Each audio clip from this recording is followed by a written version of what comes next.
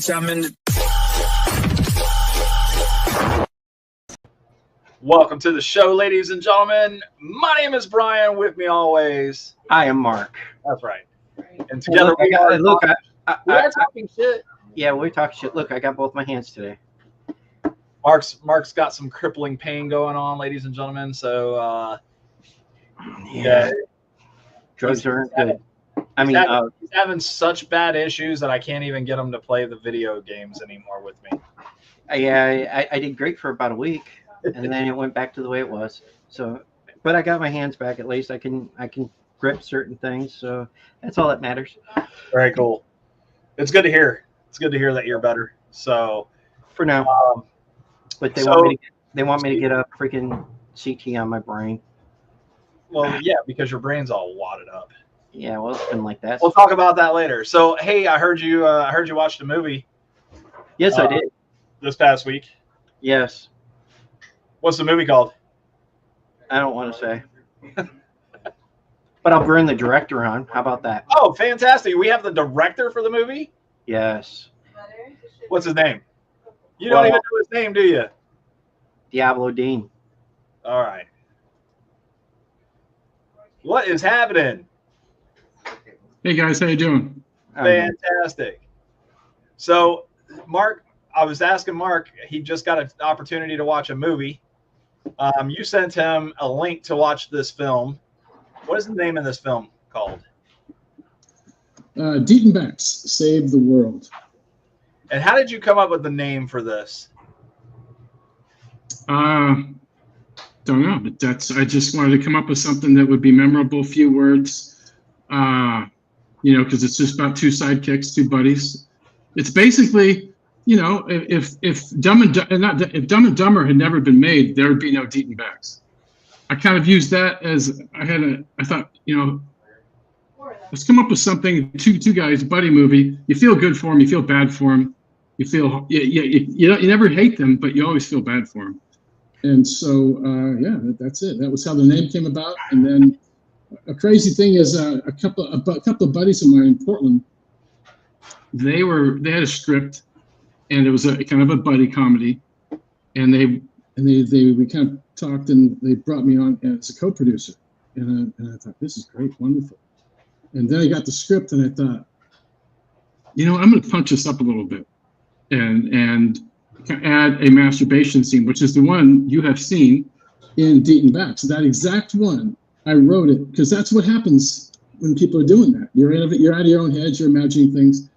And Todd Robinson, who plays in this film, they were both pissed, and they fired me immediately.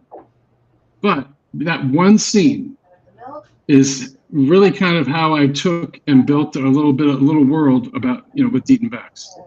Because it's kind of, I felt bad, I was pissed off. So, yeah, there you go. Yeah, well, with that. Sometimes when you get fired, it works. Yeah, that scene alone, at least I would have closed the door for that one, but It's an open door policy, Mark. Well, yeah. I guess, but if you would have seen the scene, you would understand. You can see the door just opening more and more as the scene. Yeah, that's what I wanted. That little bit of fear, like he's about to, yeah. 3 cups of boots. With that movie, I watched it on YouTube because that's where you sent me to, so that wasn't a big deal. But I can tell you this: if there's any kids on there, don't watch it. Yeah, please. It's an NC-17 film, is it? Yes, very much so. Oh, it's borderline, yeah. There's. Well, you could almost in some spots you could almost say soft porn. Mark told me there were titties everywhere, and I'm excited because I like tits. Yes, everywhere. Yeah, I like tits. I mean, was there booty? Yeah. Is there booty flopping around too? Yeah. Titties like tits. Everything likes there. Yeah, there's everything. It was, it was as far as we could, as far as us, and more importantly, the actors were willing to go, and actresses. We had a great crew, a great set, and great people. You can't do that stuff unless you really have an understanding with these people what we're doing, and they're comfortable, and yeah, we were able to get that done.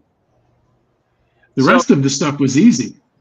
So tell us about the storyline. Give me a little synopsis on what I'm getting myself into if I'm gonna watch the film. Basically, you've got it right in the beginning, immediately. I really like to start things off with a bang. So right in the beginning, the first 20 seconds or so, you got Jay comes in. You've got two guys get their heads blown off immediately. And basically what happens is you've got these amazing seeds, weed seeds, that Javier, who's played by Weston Cage, an amazing, great young actor. He's still young to me, but he's a bit older now. But and basically his seeds are stolen. And this whole thing is, and these seeds basically allow you to grow weed in days versus months. And it's amazing. Really? Except there are some side effects. As you know, there are some side effects. The main one is uncontrollable shitting. Oh Lord. And so that kind of spurs a few practical jokes. One on Jay Muse. He plays on backs, which we've realized that didn't play as well as we thought it would. That was a mistake. That was two mistakes we put in that movie. It was that the scene where Jay bends over and he's doing his business, and yeah. So I would, if I was to go back, I'd not put that. If you could go back, would you take that scene out and put something else in its spot? I would. I just wouldn't show it as graphically as we did, which is, you know, he bends over and shit is coming out of his ass into a bowl. And then he takes another bowl and puts it into that bowl and squishes it in, and all kinds of stuff comes out. And then he puts that in the freezer and makes a shit hat and cons his buddy into wearing it for a day. And it just starts melting and shit. Yeah, it's yeah. So I wouldn't have shown that one scene. I would have done everything else, but I wouldn't have shown it as graphically as we did. You know? Yeah, when I seen that scene, I was like, oh God, no! Oh God, no! You know, it's the two girls, one cup scene, kind of, but with not. Yeah, well, I mean, that's just something I didn't expect. That's what we were going for. Well, there you go. You nailed it. Then, if you got somebody that wasn't going to expect it, you got Mark for one. One of my favorite scenes out of the whole movie. I mean, there's a couple, but one of my favorite one is when the one guy Dietz was going to the prostitute saying, "I got $10. What will you give me?" And none of them would. You know, he went all the way down to the one where she's shitting on the sidewalk, and then she pulls up her pants or panties, and they go to the hotel, and that was funny. It really was. But I mean, after that, I'm not going to say anymore. Yeah, well, it as for your first film, you know, everybody wants to make a statement, and now the rules are still out on what's a statement and what's stupidity. So I think we're better than 50-50 on statement over stupidity. Now, before we brought you on, you said the original cast character was not Jason Mewes. No. First of all, actually, we tried to shoot this film 3 times. Yep. First time was with a great actor and a good friend, Dave Sheridan. And Dave Sheridan is in the Scream movies. He's known as Officer Dewey. Yeah. And so Dave is really a great guy. Not only did he help out, he helped with the script. He helped kind of, and the main thing he helped was having confidence in it. And it's like, okay, let's do this. So we brought Dave out to Portland, which is where we shot it. And we did basically we just wanted to do kind of a teaser to raise money. And he came out and did that. It was great. We had fun. And we got Wes, Wes involved, and it was really good. And then the second time, Dave couldn't make it. We had to go through all this stuff. And we got Eddie Furlong. And we brought him down, and the problems kind of started when we started shooting. We signed the deal. We were expecting him on a certain day, and we'd already started shooting. We were shooting towards his scenes so we could get him out of town as quickly as possible. And it's 10 o'clock at night, and we're shooting the scene where the guy, shits his guts out and does all that stuff. And like, and so we're in this little room, and I get this phone call at 10 o'clock at night, and it's Eddie. And he's like, hey, man, I can't make it. I'm on probation, and I have to go in front of a judge to leave California. Oh, fuck. And I'm thinking, you're supposed to be here tomorrow. And so I'm just like, okay, let's work the problem. How can I help you? How can we get this done? And we talked about it. We said, okay, we're going to send you a car in the morning. And this is kind of before Uber. This is in 2014. Yeah. So this is a while ago. And so we sent the car, and it took 3 cars to get him to come out of his apartment and get in the fucking car. And then we got him down to the courthouse, and it didn't work out. He got there too late. And then the next day, then I didn't talk to Eddie that day, but I talked to his agent. Her name is Courtney Peldon, and or she was then. I don't know what her agent is now, and she promised me, promised it'll be done. So the second day it worked out. No, it didn't work out. It took the second time we sent a car because he had to be put on the docket to see the judge, and so it took a week to get here. And then we got him there. At 1:30 in the morning, we spent a week shooting everything we possibly could, because we had a whole warehouse. Everything in that place except for the boat scenes is in or around the warehouse we had rented. And so you like that boat scene, huh? I was just you knew what I was laughing at when you said boat. I'll tell you about that in a minute. And so finally, after firing Eddie. And on top of that, it took 3 days to get him out of his hotel.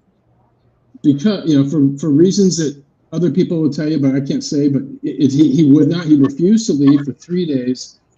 And I think it's because he had some stuff that he couldn't take on a plane. So he's going to get rid of it on our dime. I don't know. I'm just speculating. Get rid of it too. Yeah. And so I don't think it was we either. But anyway, so all that happened. We had to shut down. The executive producer, a good friend of mine, I just knew we had to fire him, get it done. Damn. So we shut down, and I know. And then came back around to Jay, and he was available. He wasn't available the first time. He's available, and we got him. And he came down, and man, we just struck lightning and gold at the same time with our crew, our other talent, everybody that helped bring this thing together, and then Jay coming in. And I think it really solidified our crew. It turned everybody into a team because they're like, okay, this is real. And our first AD, her name is Esther Elise Johnson, and she works on everything from network TV to independent films. So she came in and did an amazing job with the crew. And the third time, we got this thing. I think we were scheduled for 15 to 17 days. We got it done in 13. Ahead of schedule. We were able to just cut lines out because we thought, oh man, we realized we can just cut. I probably cut 30 pages, knowing, how these guys are doing it. And 85% of Jay or Deaton Bax's lines are theirs, because we would do 3 takes. We'd go, and out of there we get 3 takes. We got to move on. And I want to say 80% of their stuff was them riffing off each other and making it up as they went along, or talking beforehand, saying, "Hey, what if we do this, this, and this?" And so, I was just very lucky to be a part of and watch that kind of magic happen. So, Brian, before you say anything else, how would you like to see the trailer? Oh, dude, you got a trailer for this thing? Yeah, I should have played it a few minutes ago. Let's go. Show me. Show the fans. Let's see what we got going on here. All right, let's see. Deaton Bax, unrated. See Jason Mewes in a bloody bromance. You really are a superhero. With sex, guns, and weed. It's dying time. fuck you gonna do with that, bitch? Shoot you in the fucking head. Beaten Backs. Unrated.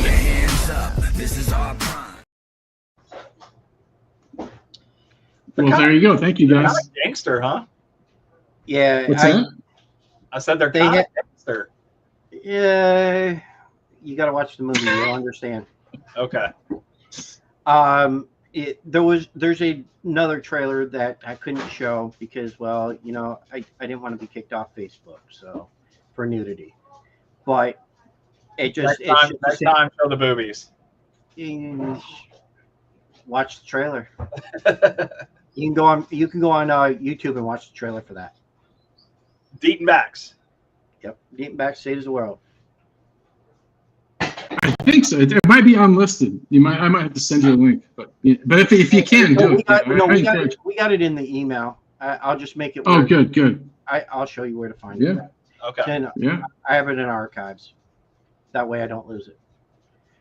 Cool. But what I was talking about is there's a boat scene, you know, because the guy hires him. Mhm. Hey, look, you know, $250,000. We're going to give you, you know, you got to keep it safe, basically. And the seeds are in this big dildo looking thing. Well, It is a deal. It was. Yeah. well, yeah, just hollowed out. And what they do is they're at the boat. They're trying to get, trying to drive the boat away. It's still hooked to the dock. They don't know what the fuck they're doing. They're trying to get away, and the cops are coming, and they see it, and they're like, okay, we got to get rid of the, what's the best place to do in it? So he shoves it up one guy's ass. Well, He more than shoves it. He's beating it. He's spitting on it. It's funny as hell.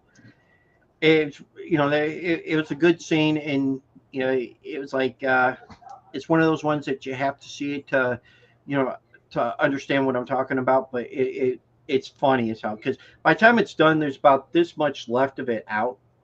So, and I swear to God, it's about this big. I'd say over a foot. It was 16 inches. Yeah. Jesus Christ. Yeah, we have some behind the scenes pictures of a ruler and Craig holding it up to his stomach. And it's about this round. Oh, Jesus Christ. That's insane. That was fun. Yeah. And so that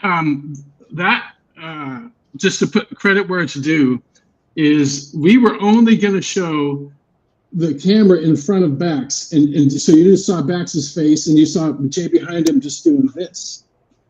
And Laura Cuddy, our amazing, she might as well be called a co-producer. She really showed her, and I believe a couple of Jay and the rest of maybe somebody else on the crew thought, what if we take this big old dildo and make it real, and then but what we'll do is we'll just cut it off at a certain point and then just put that part there, but it's really Craig's ass. He's getting a little bit of the tip and a little bit of the rest, and they all agreed to it. Otherwise it wouldn't have been even close to that as written. It was just a front. You're just looking at him and he's just basically slapping his ass. You can't tell. That was a funny scene. There's a little bit of blood. Don't worry. It was saying. I'm like, oh my God. I'm glad my kids are all growing up. They understand that stuff because I was watching it out here in the living room. I was like, yeah, my daughters are coming through and my son's coming through. I'm like, yeah, okay, well. Taking on the role like a champion. No. No, my future son-in-law might though. Oh, damn. Hey, like I said, UK loves us. Britain, or UK, Australia, a lot of Swedish, Nordic. They love a lot of shit and blood, I guess, and humor. But yeah, we're blessed with that one. It's done well. No, that's really cool that you guys were able to accomplish that and do that. That is funny though. I do want to see it now because of that. Just because of that. Yeah. That boat I'm scene. gonna tell you some of they're dying. So some of those scenes are, you're gonna look at it, you're gonna be like, what the fuck? Yeah, That's that's the goal. That was that was. I mean, I told you when I said this was really, really, really, really fucked up. The movie was, and I mean, if you watch it, you watch it with an open mind. It's dark humor, right? it's I would call it it's dark. It's dark. I'll say that. I think somebody would think there was somebody. I probably had a lawsuit against this film for what people did. You know, it was. But no, I thought you were on. I thought you were on a lot of drugs when you did the movie. I mean, no. Next time. Nope. It was a lot of work. No, that's one thing that I'm glad people are able to suspend that. I mean, that took, man, I want to say probably 45 to 55 people, maybe a little less. I wish I could tell off the top of my head, but you know, that was 2 months of our life. And luckily we got it in one warehouse, one place. Everybody had a place to go to the bathroom and eat, and park their cars. It was really communal. You need a crew to make a film, but to really get a film done, it's got to become a team, you know. And man, we got lucky, and hopefully we'll do the same thing with Moto Gaucho. But continue with anything you want to do on Beaten Backs. Is there going to be a sequel on it? They're a dynamic duo, right?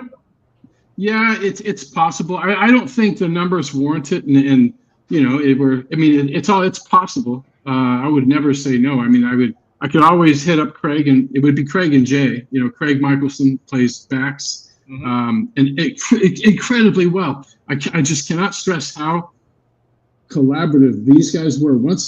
When Craig saw Eddie, because he was semi interested, not excited to work with Eddie, because he's from LA and he knows some things. And so I said, no, it's going to be fine. It'll be great, whatever. And man, he's just sitting there. We had Weston there, we had Craig there, and Ed just couldn't do it. So, and then we kind of get rewarded with Jay, and Jay and Craig meet, and it's just fucking magic. That's cool. And they're able to take the script and basically run with it. Yeah.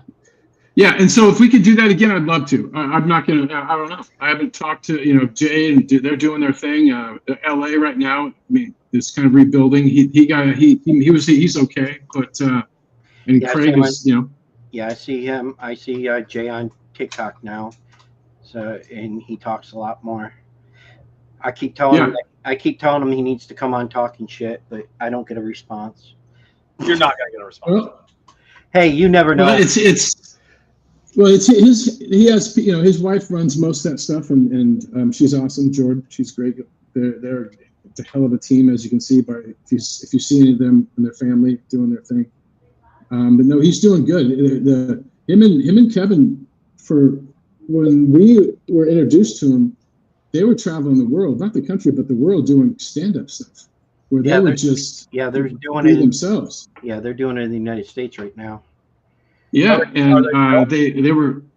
What's that? Are they still? They're still doing it? Yeah. I think that they're both bringing that back again.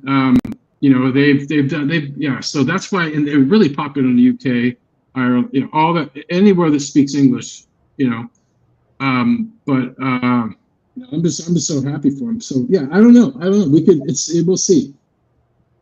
Okay. Because I know that they're getting ready to do a couple movies together. Oh yeah, they're stacked, and that's the thing. Kevin and him, and that was his daughter is working with it a lot. She's doing a lot in film behind the scenes, helping him with what he's doing. So and then Jordan is Jay's wife, and she works with Kevin as a co-producer as well. So they're pretty, they got a pretty solid foundation and agenda for what they're doing. They've known each other for years, and I think Kevin Smith kind of helped Jason out, to get cleaned up. You know what I mean? Because I think after they did some movies together, I think Jason kind of fell on some not great times. That's Yeah, personal problem. Yeah. he gave himself a workout. He did. He gave himself a challenging workout that he that he mastered until he decided to to put it down. And There you yeah, go. he's a good guy. Yeah. What other projects do you have that are similar to this one, or do you have other projects that are similar to this one? No, we don't.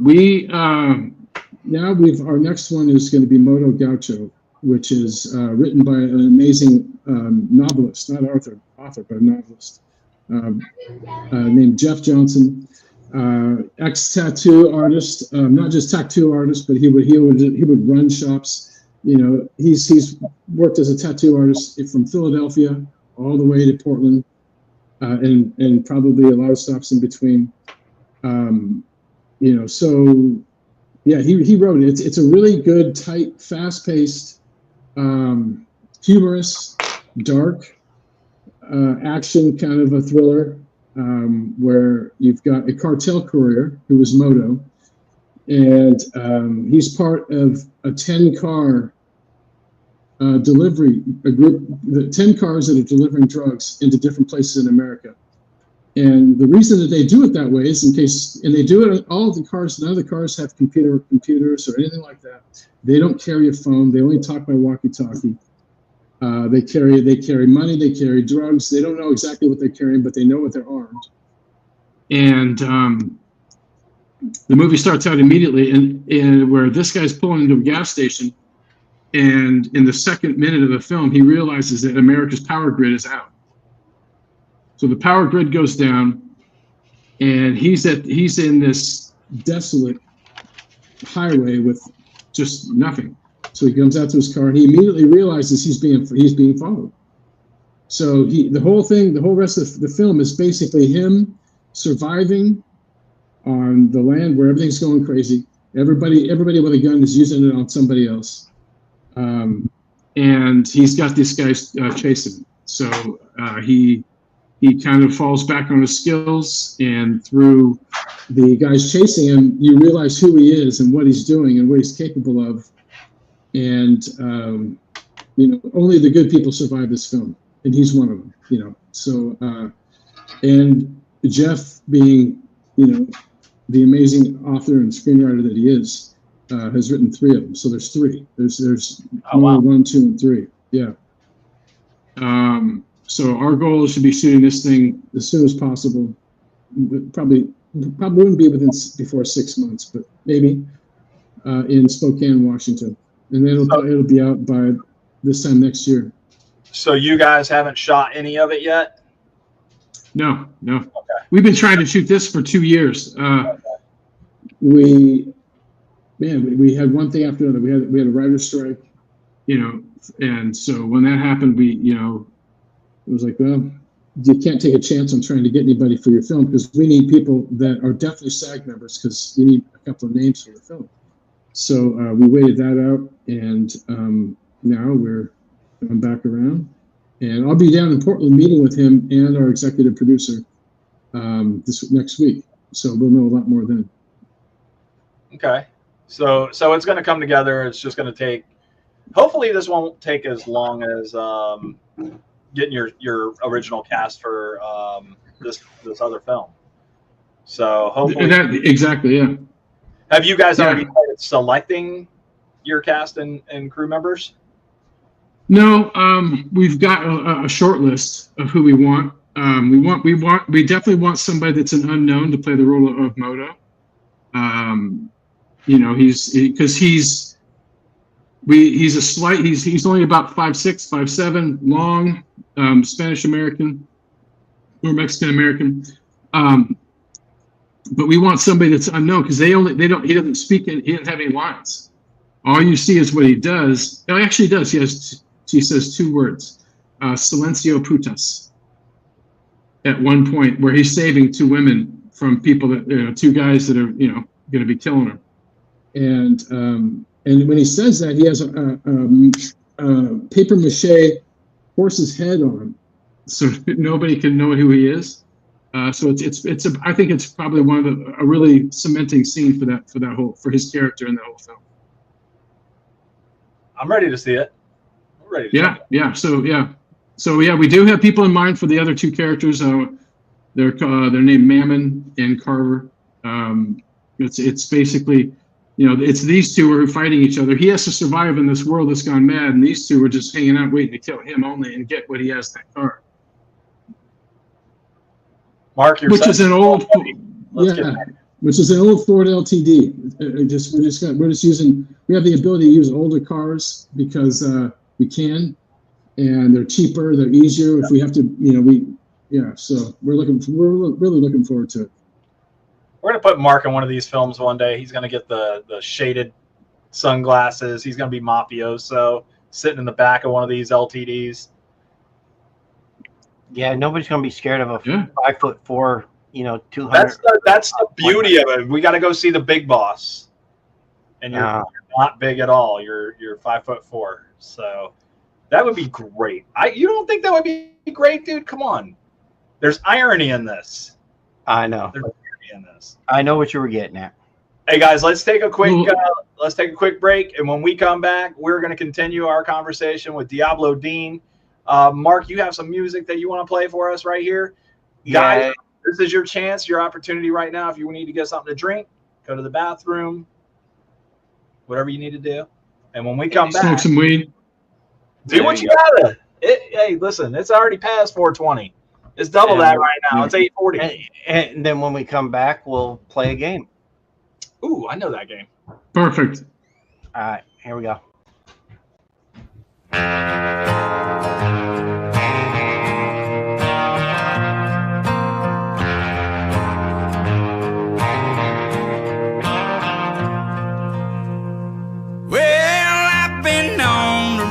Songs, loving and leaving and get too stoned. Bottle and a pistol by my side. The devil's always along for the ride. We ride down to the creek by the water. I've been baptized by the preacher's daughter. Lucky for me, no, he never caught us so. Oh, we ride to the bar by the levee, 85 jacked up square by the Chevy, blanket in the back when it gets hot and heavy. Oh, we ride, pedal to the floorboard, she begging for more, sipping on apple pie, moonshine, and I'll be gone by the morning light. Yeah, 'cause I've been known to write a few songs, loving and leaving and get too stoned. Bottle and a pistol by my side, devil's always along for the ride. We ride across state lines, rubbing 2 nickels, just trying to make a dime. Hard to make a living while the gas is so high. Oh, we ride like a Harley on a 2-lane, Palomino across the plain, drop it down the 4-wheel drive on a Friday night, cracking open a cold Bud Light. Oh, we ride, pushing through the hard luck, looking for my give-a-fuck needle, pegging 95, but that's alright, 'cause I'm running every red light. Yeah, 'cause I've been known to write a few songs, loving and leaving and get too stoned. Bottle and a pistol by my side, devil's always along for the ride. Oh, we ride. Oh, we ride.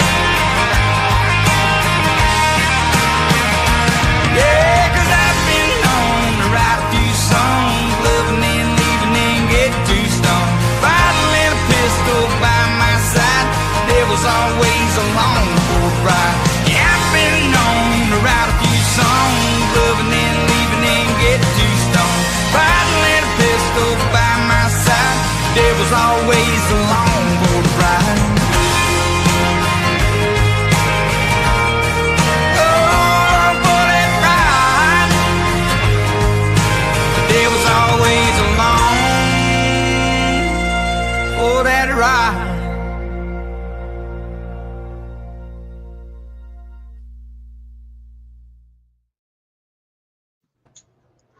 Mark, you like that song, don't you? I just picked a song. It didn't matter to me. I just picked it. Mark's over here trying to get us kicked off of Facebook and YouTube. Well, that was by Brian Martin. It's called "We Ride." And Brian, if you'd pick the damn music, and I did pick the music. I sent it to you. but it didn't come up on my phone. That's your fault. Send it on. Is that your song? No. We just picked stuff off of YouTube, and we keep getting in trouble for playing songs. So I don't. We're gonna keep fucking doing it. We don't care. Yeah. Hold on, I gotta lift up my chair. We don't make money. We don't make money on this podcast. Well, I can't lift it up anyway. My chair is still down. You got to drop your camera down a little bit. Yeah, I thought that you shrunk. It's Yeah, I did. Sorry about that. I got a little choky too. All right, where are we at? All right, so we are back talking with Diablo Dean, and right now we are going to play a little game called Florida or Not Florida. So it's very easy. I like to read a headline. It's most of the time about dumb criminals or, just dumb stories in the news.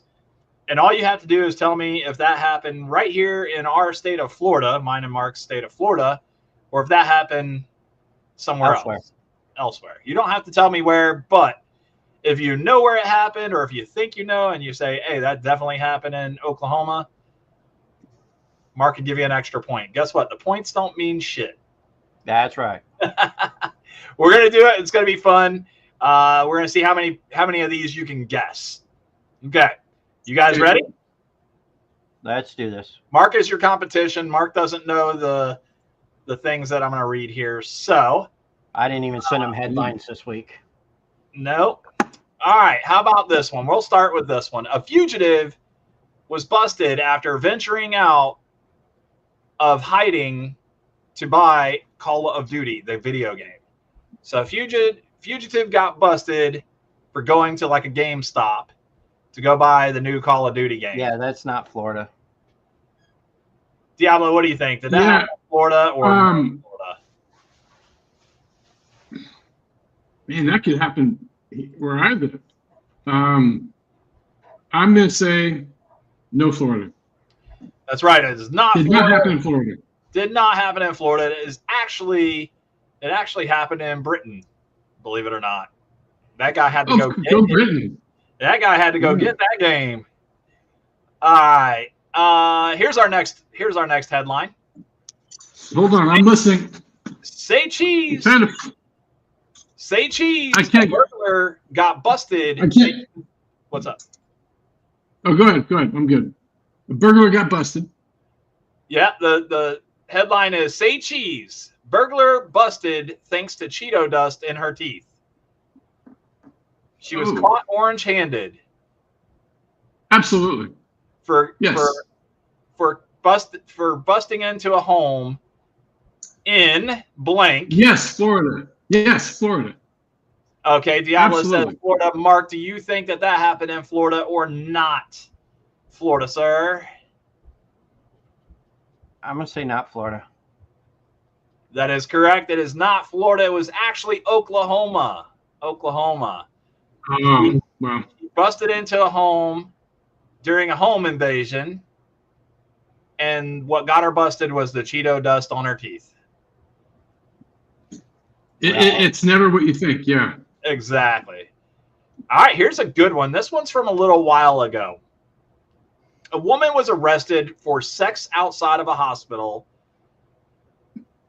She didn't seem that concerned about exposure, but when she took her criminal lineup photo, she decided she would put on a doctor's hospital mask.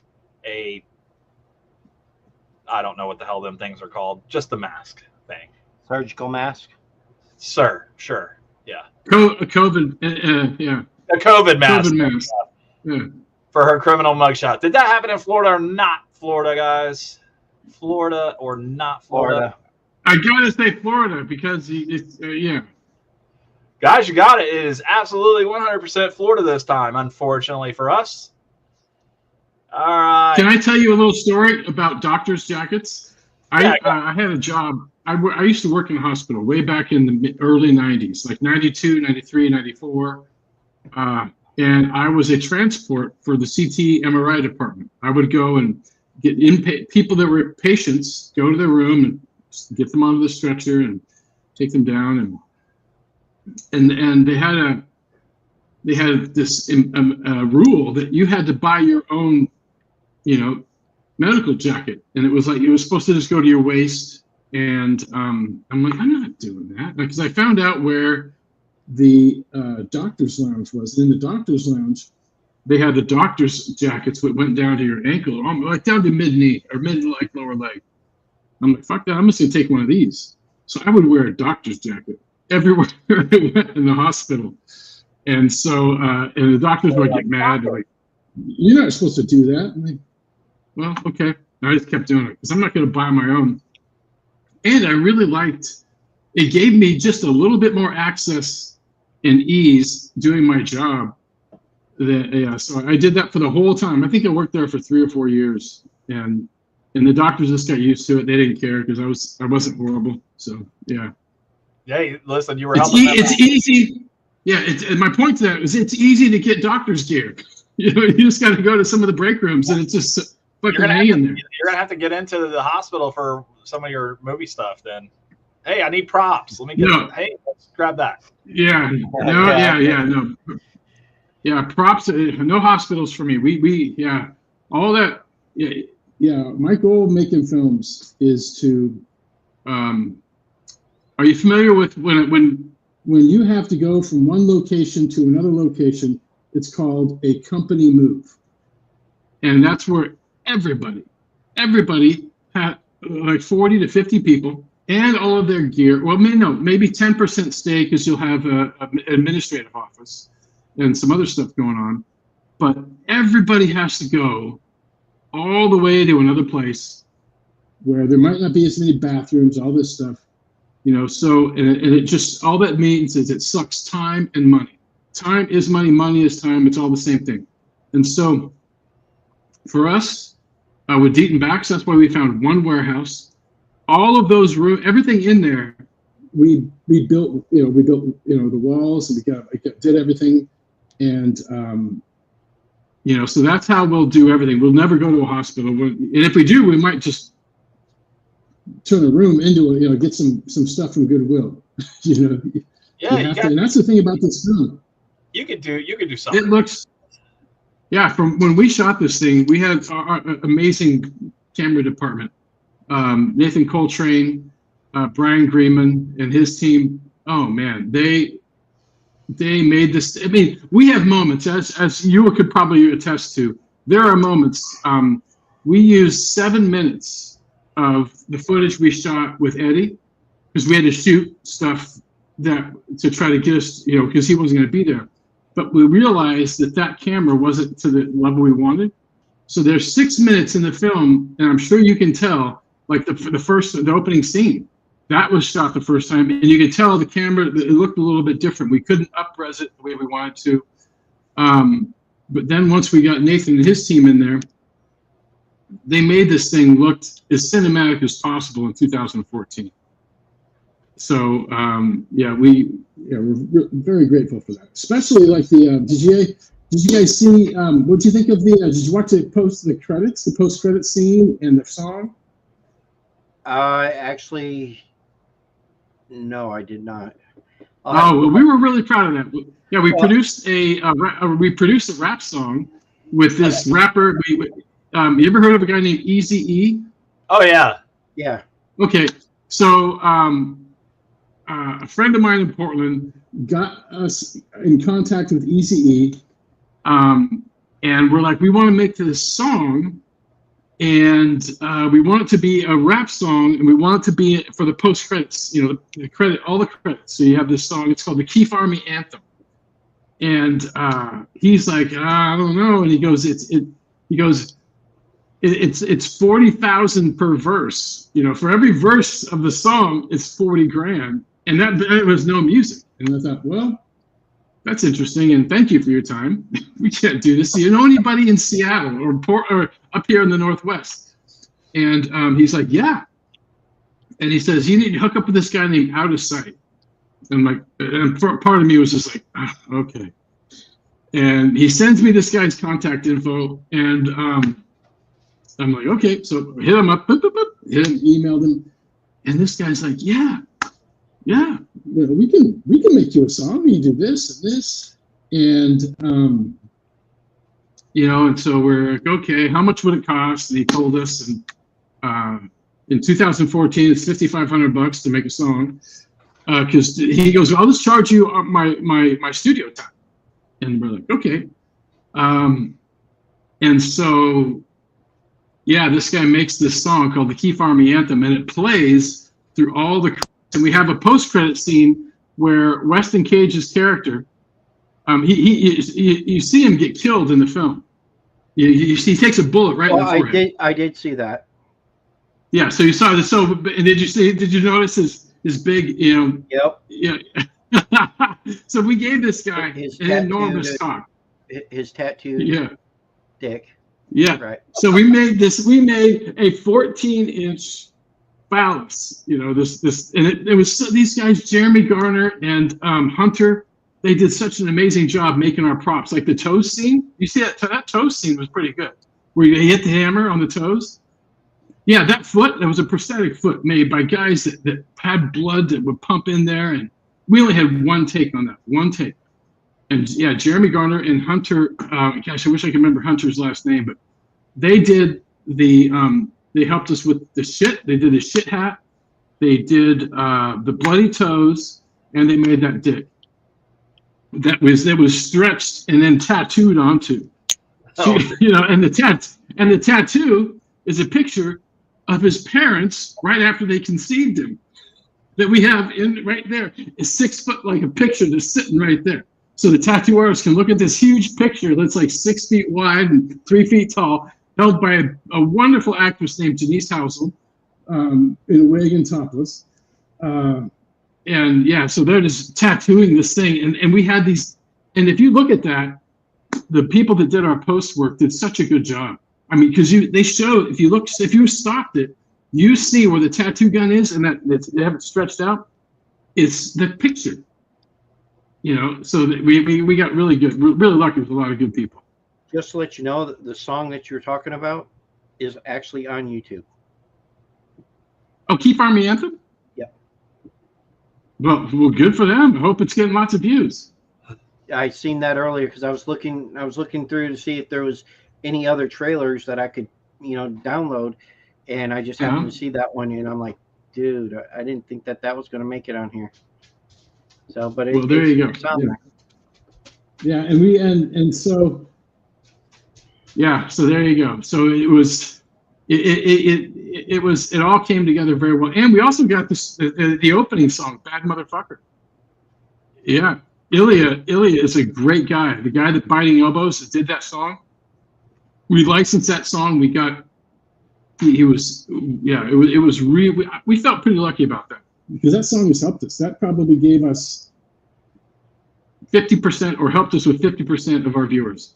Just because people told people, and it really just it's called word Bad of mouth. Motherfucker. Yeah, word of mouth is a great thing. Word of mouth is fantastic. Yeah, people. Yeah, you gotta watch this interview, and then you go watch it, and you're like, oh shit, I should have watched that live. That would have been great. Yeah, like people. Yeah, so yeah, that song helped us a ton. Yeah. Anyway, so. So you were talking before we came on air. You have some other ideas floating around that you'd like to put together, produce. Is that what you're wanting to do? Direct, produce kind of thing? No, produce. Jeff is also the director of Moto Gacha. No, Jeff Johnson. Looking them up. I wish I was more prepared. I could just fly some kind of a link up here, but we can't. But no, Jeff is directing. It's kind of foolish to, this is a $1 million enterprise, so it's $1 million, and your manufacturing time is 17 days. So it takes you 3 years to get to where you've got this money that you have to light on fire, and then you hope that that fire doesn't go out until or after the film is done, because that's what happens. Once you start, you can't change direction. It's like changing direction of a train. You can't do it. It has to find another rail, and so yeah. So what about your other projects that you wanted to Oh, sorry, yeah. We want to go back. I've done documentary and reality stuff for a long time, and it's finally kind of just like independent feature films. You can now put up your own reality series on Tubi, Mubi, all of these sites, all of these AVODs, and all of these streaming sites. And so one of them is Monster Truck, and we have we tried for me and my producing partner Alan. We tried for a good 6, 7, 8 years between 2005 and more than that, in 2020, trying to go out and find and pitch reality shows. And the one we had the most almost success with was called American Monster. It's about monster trucks. And this traveling menagerie of metal and money and mayhem, because these trucks, they just destroy them every night. And so, we've got, there's some folks that we're talking to that hopefully, we can string something like that together. And the wonderful thing about that is,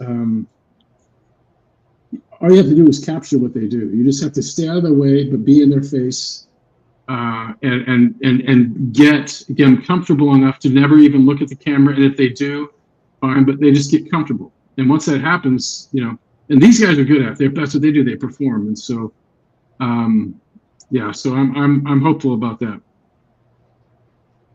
I had one idea for a show that I thought would be cool.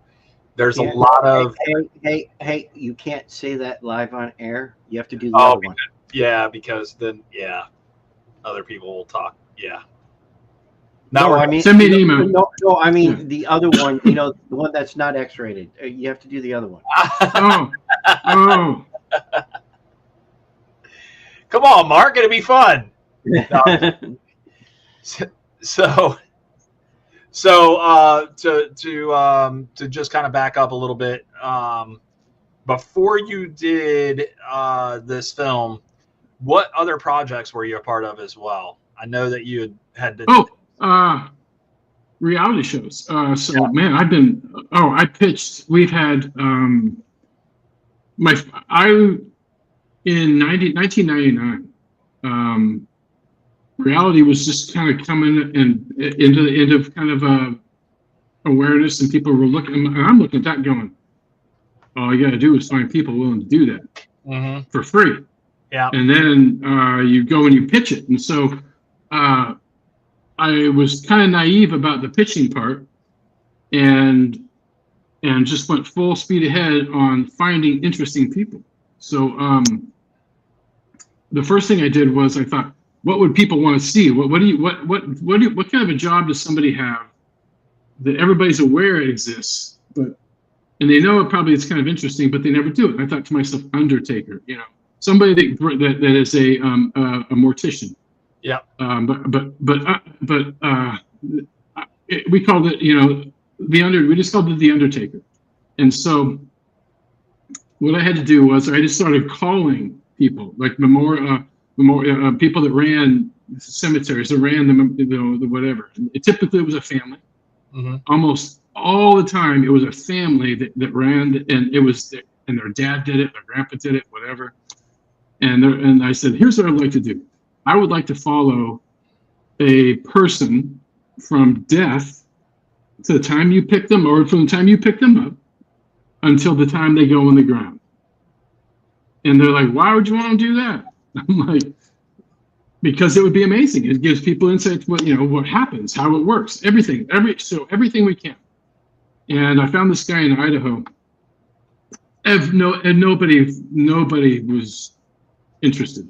I was just dialing and dialing and dialing. And finally we get this guy, and he goes, yeah, come on down. And I thought, okay. I really wasn't prepared for it, but I did. I went down there, and and he goes, okay. And so I'm just following him. And it only took about an hour before he had a call. And so I'm in the car with him, and we get there, and we walk into the house.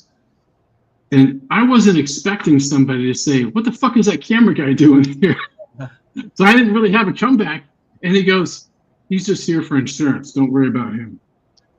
And nice. That is brilliant. And I said that forever. Whenever somebody would say, what are you doing? Insurance reasons. Oh, come on.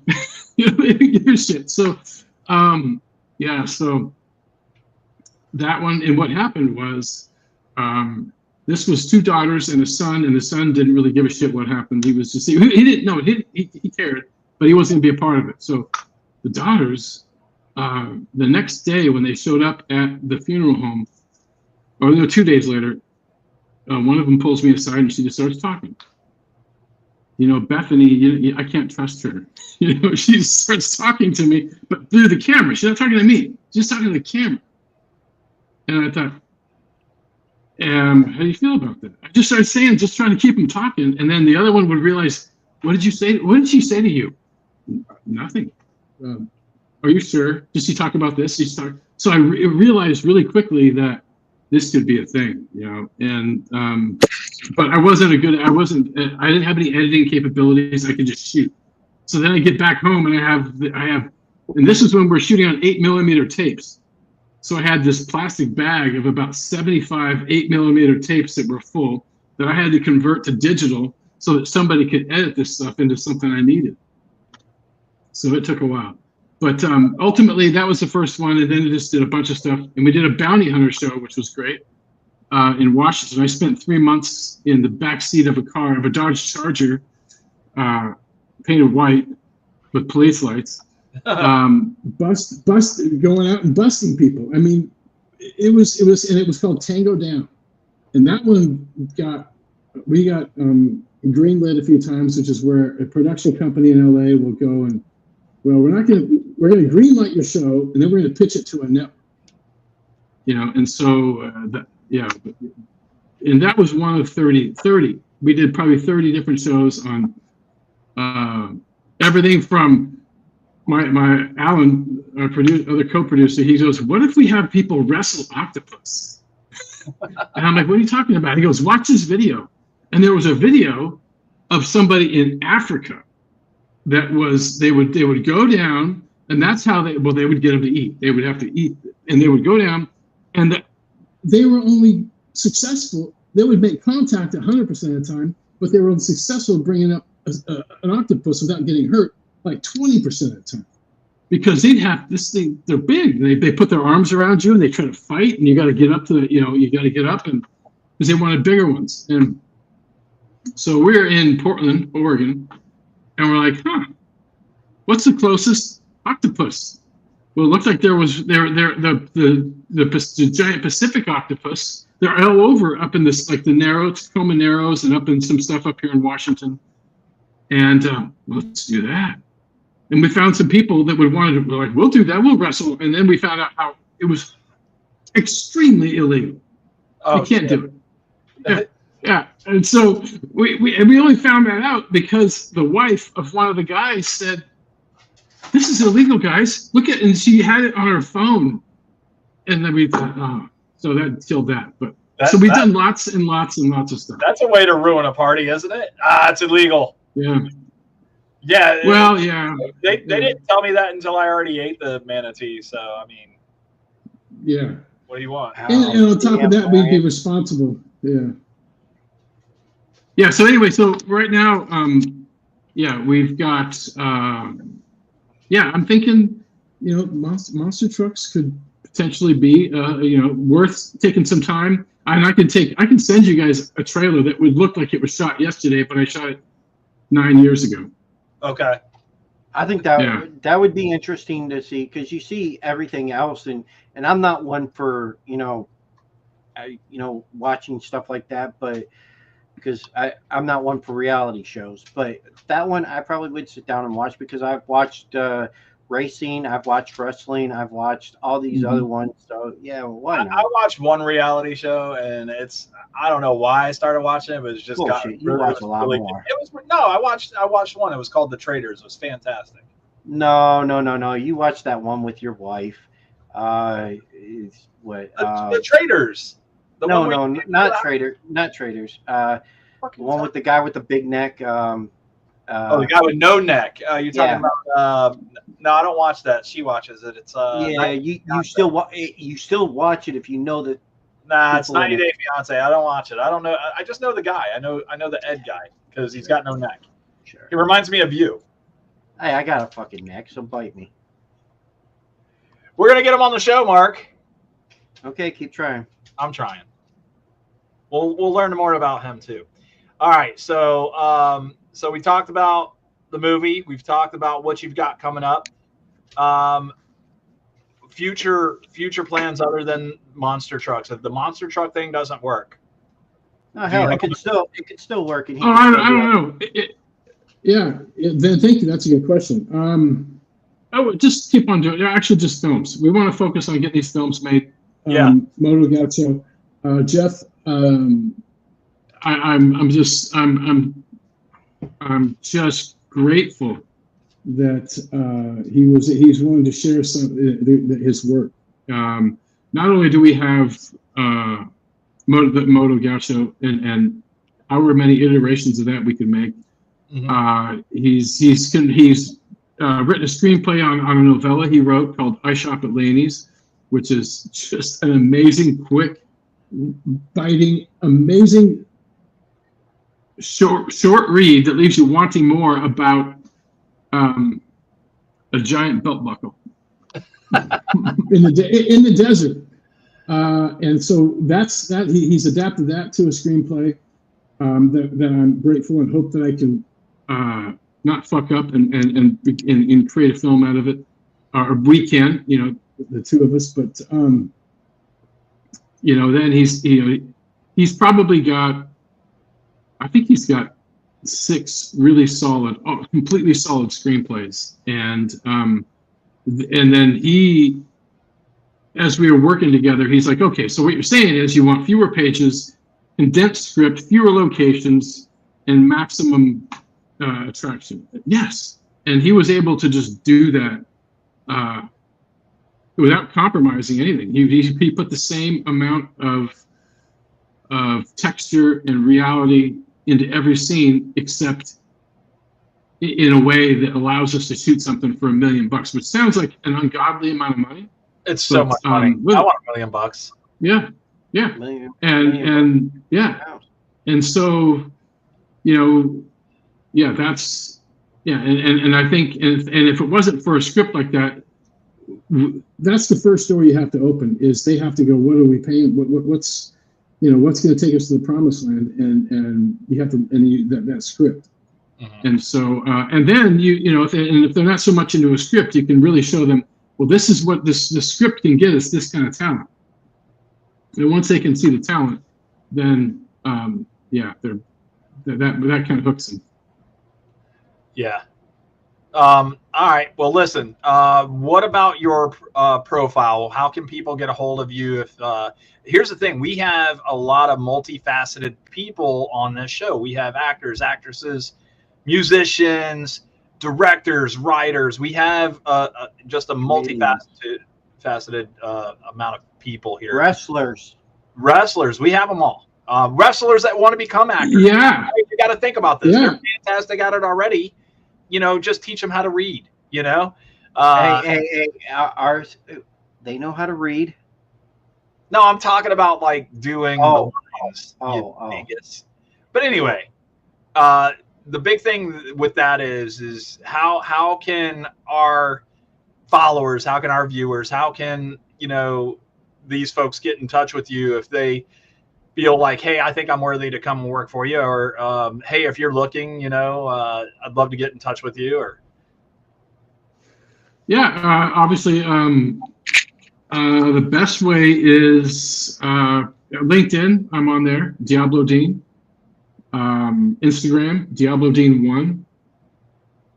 And then Facebook is Roger Dean, because you have to prove what your name is, or they shut you down. So yeah. And I got that nickname when I was 8, so it's kind of stuck with me. Yeah, that's why, my Facebook says, Mark, and then our professional or our whatever says talking shit. So that's why I did it that way. Sounds like a plan. I like it. Thank you, guys. No, thank you. We really appreciate it. Listen, we asked you for an hour of your time. You've been super humble, and you've given us an hour of your time, so we want to thank you again. Before we let you go, is there anything else that you can think of that you want the folks to pay attention, watch out for, or anything like that? Or did we hit it all? Yeah, we Watch hit it all. the I mean, because right movie, now, what's that? I said, watch the movie, goddammit. Yeah, Deatonbacks, unrated on Prime. It just sits up there. It's like the little cannabis engine that could. It's. Here's the thing. I came up with, like I told you guys, I came up with I had that one scene, the masturbation scene, and then I thought, okay, how can I tie this in with weed? And so, it's basically that's where we're at. Oh, that you did. Yeah, and we have Keep Army, we have Keep Army Anthem. Yeah, so yeah. Fantastic. All right, guys. So, Mark, what do we got coming up next week? No, screw you. Come on, you're taking all the fun out of this. Oh, do you want me to start doing my thing so you can stop me? That's a normal thing that we normally have, and you're taking that away from me the last few weeks. So do you want me to do it? Do you want me to do it so you can interrupt me? Next week we have a guy who's been on our show before. He was only on for a short amount of time. That's why he's coming back.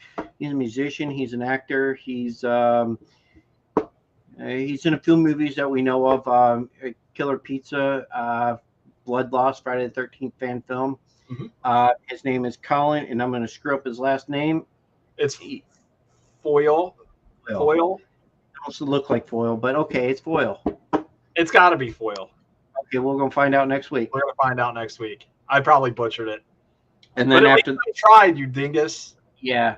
And then after that, we're going to have the podcast of who? Oh, some guys from like Good Real something or another. Good Real Hunting. Yeah, that's right. Good Real Hunting. Our friends over there. We're going to have them on the show as well. And then we're going to end the month with Anthony and Mandy, the directors, producers, the writers of Killer Pizza. Blood Loss. And then they got a few other new things coming out that they're going to share with us. And we're going to get to talk to them about that as well. All right. And then in April, well, we'll talk about that later. We'll see you guys in April. No, I'm just kidding. Yeah, we have a wrestler coming out in April. We do. We'll keep you guys informed and let you know who that is. All right. So now are you happy that we got all that out? It would have been better if I could have interrupted you like I normally do. Next time. I'll mess it up next time so you can interrupt. No, you won't. You don't like it when I interrupt you. All right, here we go. I think this is a perfect spot to end the show. Ladies and gentlemen, from us here at Talking Shit, my name is Brian. I'm Mark. This is Diablo Dean, and we're out of here. Have a good night, everyone. Good night, everybody.